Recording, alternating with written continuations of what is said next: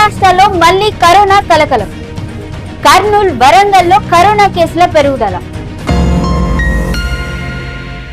తెలుగు రాష్ట్రాల్లో మళ్లీ కరోనా భయం మొదలైంది.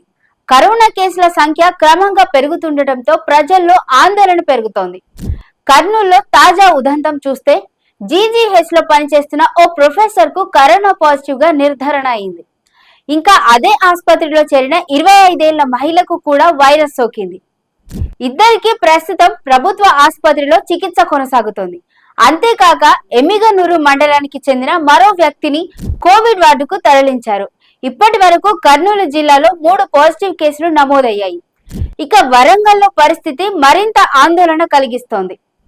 ఎంజీఎం సమీపంలోని ఓ ప్రైవేట్ ఆసుపత్రిలో ఒక్కరోజే 6 కరోనా పాజిటివ్ కేసులు బయటపడ్డాయి. జలుబు, దగ్గు, జ్వరంతో వచ్చిన వారిలో వైరస్ నిర్ధారణ అయింది. ఆసుపత్రిలో పనిచేస్తున్న ఓ పీజీ వైద్యురాలికి కోవిడ్ సోకిందని సమాచారం.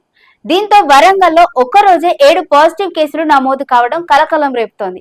ఈ విషయంపై వరంగల్ జిల్లా వైద్య ఆరోగ్య శాఖ అధికారి డాక్టర్ సాంబశివరావు స్పందించారు.